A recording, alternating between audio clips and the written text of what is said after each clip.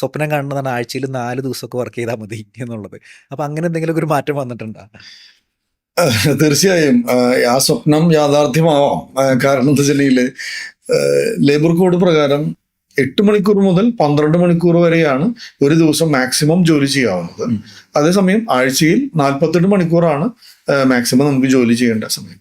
അതുകൊണ്ടാണ് 48 മണിക്കൂർ ജോലി ചെയ്ത് കഴിയുമ്പോൾ 4 ദിവസം തീരും. 12 മണിക്കൂർ ജോലി ചെയ്യാൻ അനുവദിച്ചു കഴിഞ്ഞാൽ 48 മണിക്കൂർ ആവാനായിട്ട് 4 ദിവസം മതി.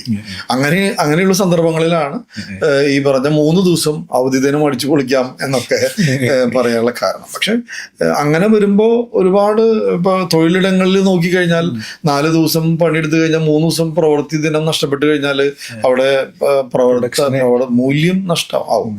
അപ്പോൾ കൂടുതൽ എംപ്ലോയീസിനെ എംപ്ലോയ് ചെയ്യേണ്ടി വരാം.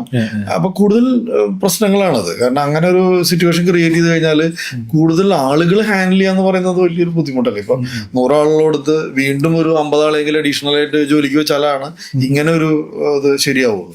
അങ്ങനെയൊക്കെ വരുമ്പോൾ കുറെ കൂടി ഈസി അല്ല. അത് ഈസ് ഓഫ് ഡൂയിങ് ബിസിനസിന്റെ ആ കോൺസെപ്റ്റിനെ ചിലപ്പോൾ ബാധിച്ചേക്കാം. അതുകൊണ്ട് ഒരു സമവായത്തിൽ എത്തി അങ്ങനെ കൊണ്ടുപോകുന്നതാണ് ഒരു പക്ഷെ നന്നാവുക എന്നാണ് എനിക്ക് തോന്നുന്നത്.